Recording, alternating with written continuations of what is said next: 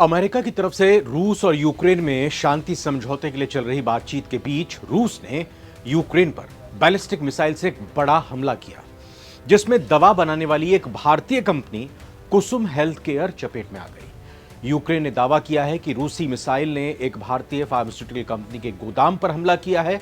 भारत में Ukraine embassy ने कहा कि रूस ने जानबूझकर इंटेंशनली भारतीय कंपनी को निशाना बनाया है। तो क्या रूस यूक्रेन में अब भारतीय कंपनी को निशाना बना रहा है? अगर हां, तो ऐसा क्यों और इससे भारत रूस की दशकों पुरानी दोस्ती पर क्या असर पड़ेगा? नमस्कार, आप नवभारत टाइम्स देख रहे हैं। मैं रविंद्र सिंह आपके साथ। सारी दुनिया में आज बात भारत रूस के संबंधों की, रूस और यूक्रेन युद्ध के बीच। बात भारत और रूस के बीच रिश्तों की करेंगे, लेकिन इस बीच अमेरिका के राष्ट्रपति डोनाल्ड ट्रंप ने उत्तर पूर्वी यूक्रेनी शहर सुमी पर रूस के बैलिस्टिक मिसाइल हमले को मिस्टेक करार दिया है। इस हमले में कम से कम 34 लोग मारे गए हैं। तो क्या अब इस गलती का खामियाजा रूस को भुगतना पड़ेगा? बात करेंगे इसकी भी, लेकिन इससे पहले सबसे पहले बात वही रूस में जिस तरह से हमला रूस की तरफ से यूक्रेन पर किया गया। तो यूक्रेन के दूतावास ने यह आरोप लगाया है कि रूस ने जानबूझकर यूक्रेन में भारतीय व्यवसायों को निशाना बनाया है। यूक्रेन के दूतावास ने एक्स सोशल मीडिया पर एक पोस्ट में कहा, आज एक रूसी मिसाइल ने यूक्रेन में भारतीय फार्मास्यूटिकल कंपनी कुसुम के गोदाम पर हमला किया। भारत के साथ विशेष मित्रता का दावा करते हुए मॉस्को ने जानबूझकर भारतीय व्यवसायों को निशाने पर लिया। इस हमले के साथ रूस ने बच्चों और बुजुर्गों के लिए बनाई गई दवाओं को नष्ट कर दिया।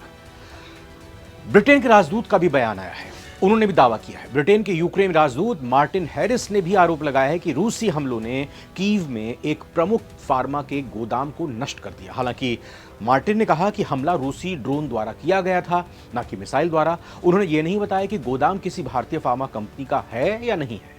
मार्टिन ने एक्स पर एक पोस्ट में कहा, आज सुबह रूस ने ड्रोन हमले किए जिसमें कीव में एक प्रमुख फार्मास्यूटिकल गोदाम को पूरी तरह से नष्ट कर दिया, जिससे बुजुर्गों और बच्चों के लिए जरूरी दवाओं का स्टॉक जल गया। यूक्रेन नागरिकों के खिलाफ रूस का आतंक अभियान जारी है। इधर यूक्रेन में ब्रिटिश राजदूत ने एक फोटो पोस्ट भी की, जिसमें एक बिल्डिंग से धुआं उठता दिखाई दे रहा है, जो एक गोदाम जैसा लग रहा है और साथ ही एक फायर इंजन भी उसमें दिखाई दे रहा है। गौरतलब यह है कि आज पहले रूस के रक्षा मंत्रालय ने आरोप लगाया कि यूक्रेन ने पिछले दिन रूसी ऊर्जा बुनियादी ढांचे पर 5 हमले किए, जो यूएस ब्रोकर मोरेटोरियम का उल्लंघन है। यानी दोनों देशों के बीच, रूस और यूक्रेन के बीच जो करार है, ये उसका उल्लंघन है। क्या भारत और रूस के संबंधों पर, दोनों के रिलेशन पर असर पड़ेगा? रूस के हमलों से यूक्रेन में जिस दवा कंपनी कुसुम को नुकसान पहुंचा है, वो भारतीय कंपनी है, जिसका हेडक्वार्टर देश की राजधानी दिल्ली में है। ये यूक्रेन में सबसे बड़ी दवा कंपनियों में से एक है। अब सवाल ये है कि क्या रूस ने इससे पहले भी यूक्रेन में किसी भारतीय कंपनी पर हमला किया है, नुकसान पहुंचाया है? तो इसका जवाब है नहीं। इस बात के कई पुख्ता सबूत तो हालांकि कोई नहीं मिले हैं, लेकिन इस हमले को लेकर अब तक रूस और भारत की तरफ से कोई रिएक्शन नहीं आया है। क्या भारतीय कंपनी पर रूसी अटैक से भारत और रूस के डिप्लोमेटिक संबंधों पर असर पड़ सकता है? तो जानकारों की माने तो इसका कोई खास असर नहीं होगा, क्योंकि युद्ध में अक्सर ऐसे हादसे हो जाते हैं जिनके पीछे कोई इंटेंशन नहीं होती है, कोई मंशा नहीं होती है। भारत ने हमेशा रूस यूक्रेन जंग से दूरी बनाकर रखी है। पीएम मोदी ने दोनों देशों के राष्ट्रपति से बातचीत में शांतिपूर्वक समाधान निकालने की बात भी कही है। हालांकि भारत ने यूक्रेन पर रूसी हमले की निंदा कभी नहीं की और ना ही संयुक्त राष्ट्र में रूस के खिलाफ लाए गए किसी भी प्रस्ताव का समर्थन किया है। रूस के साथ भारत के रक्षा और ऊर्जा क्षेत्र में गहरे रिश्ते हैं। साल 2024 में भारत ने रूस से 40% से ज्यादा कच्चा तेल इंपोर्ट किया। एक्सपर्ट मानते हैं कि रूस और भारत के बीच रक्षा, व्यापार और एनर्जी की फील्ड में सहयोग काफी मजबूत है, जिससे आसानी से दोनों देशों के बीच रिश्तों में कोई खास असर नहीं पड़ेगा। रूस और यूक्रेन की युद्ध की स्थिति क्या है? दरअसल रूस और यूक्रेन के बीच पिछले 3 साल से युद्ध जारी है। शुक्रवार को रूसी रक्षा मंत्रालय ने यूक्रेन पर आरोप लगाया कि यूक्रेन ने पिछले 24 घंटे के अंदर रूस के ऊर्जा ठिकानों पर 5 बार हमला किया। पिछले महीने अमेरिका के साथ अलग अलग समझौतों में रूस और यूक्रेन ने एक दूसरे में ऊर्जा ठिकानों पर हमला नहीं करने पर सहमति जताई थी। हालांकि समझौते के बाद से दोनों देशों ने कई मौकों पर एक दूसरे पर समझौते तोड़ने के आरोप लगाए हैं। यूक्रेन को उम्मीद है कि युद्ध विराम के लिए रूस पर अमेरिका का और भी ज्यादा दबाव बढ़ेगा। अभी भी इस बारे में बहुत कम जानकारी है कि यूक्रेन में युद्ध विराम लागू करने की योजना कैसे बन रही है, कैसे इस पर काम हो रहा है। हालांकि युद्ध रोकने के लिए बातचीत चल रही है। शुक्रवार को बेल्जियम की राजधानी ब्रसेल्स में एक बैठक हुई जिसमें युद्ध विराम को लेकर चर्चा हुई। इधर यूक्रेन में युद्ध खत्म करने को लेकर अमेरिका और रूस के बीच बातचीत लगातार जारी है। इसी हफ्ते शुक्रवार को, जैसा हमने आपको बताया, कि अमेरिका के विशेष दूत स्टीव विटकॉफ ने रूसी राष्ट्रपति व्लादिमीर पुतिन से मुलाकात की थी और वहीं अमेरिकी राष्ट्रपति डोनाल्ड ट्रंप ने पुतिन से ये रिक्वेस्ट भी की कि वो युद्ध विराम के लिए आगे बढ़ें। दूसरी तरफ ट्रंप किसी भी कीमत पर रूस और यूक्रेन के बीच सीज फायर डील करना चाहते हैं। उन पर ये आरोप बार बार लग रहे हैं कि वो रूस का पक्ष ले रहे हैं।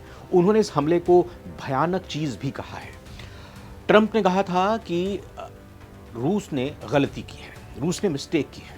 ट्रंप बोल चुके हैं पहले ही कि रूस को युद्ध खत्म करने के लिए आगे बढ़ना होगा और इस युद्ध में हर हफ्ते बहुत सारे लोग मारे जा रहे हैं। वहीं ज़ेलेंस्की ने ट्रंप से मॉस्को के साथ चल रही द्विपक्षीय वार्ता में किसी भी समझौते पर पहुंचने से पहले उनके देश का दौरा करने का आग्रह किया है कि देखें आप हालात यहाँ के कैसे हैं।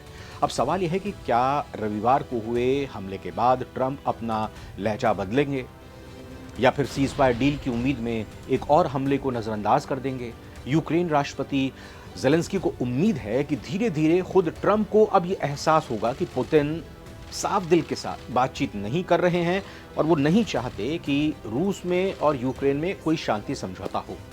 रूस और यूक्रेन लगातार एक दूसरे पर आरोप लगा रहे हैं। जंग के मैदान में तो हैं ही, लेकिन जुबानी जंग भी हो रही है। यूक्रेन और रूस ने पिछले महीने एक दूसरे को ऊर्जा सुविधाओं पर हमला रोकने पर सहमति की थी, लेकिन दोनों पक्षों ने बार बार एक दूसरे पर मोराटोरियम तोड़ने का आरोप लगाया। जो समझौता था उसको तोड़ने का आरोप लगाया। भारत ने यूक्रेन और रूस के बीच शांति और हिंसा खत्म करने का आह्वान किया, लेकिन उसने खुले तौर पर किसी का पक्ष नहीं लिया है।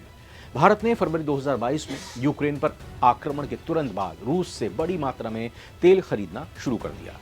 इसका मुख्य कारण यह था कि पश्चिमी प्रतिबंधों और कुछ यूरोपीय देशों की तरफ से खरीदारी से बचने के कारण रूसी तेल अन्य अंतर्राष्ट्रीय मानकों की तुलना में काफी सस्ते में उपलब्ध था। रूस भारत का शीर्ष तेल स्रोत बना हुआ है। फरवरी की बात अगर करें इस साल में, तो भारत ने रूस से 1.48 मिलियन बैरल प्रतिदिन कच्चा तेल आयात किया, जबकि पिछले महीने ये 1.67 मिलियन प्रति बैरल पर डे था। यानी भारत रूस से लगातार कच्चा तेल आयात कर रहा है। भारत और रूस के बीच के जो संबंध हैं वो सभी जानते हैं, बहुत पुराने संबंध हैं, दोस्ताना संबंध है। भारत के खिलाफ पूरी दुनिया खड़ी रही हो, लेकिन रूस ने हमेशा भारत के साथ संबंधों को निभाया है। अब क्या ये यूक्रेन की तरफ से झूठ प्रचारित किया गया कि जानबूझकर रूस ने जो हमला किया है भारत की फार्मास्यूटिकल कंपनी पर, ताकि और ज़्यादा वो भारत का पक्ष अपने फेवर में ले सके? लेकिन भारत भी इतना नादान तो है नहीं। भारत भी कूटनीति को बहुत भली भांति समझता है। अलग अलग देशों में जो इस वक्त युद्ध के फ्रंट खुले हुए हैं, भारत ने कभी भी किसी पक्ष को समर्थन नहीं दिया है, कभी किसी का विरोध नहीं किया। हमेशा तटस्थ, निष्पक्ष और गुटनिरपेक्ष रवैया ही अख्तियार किया।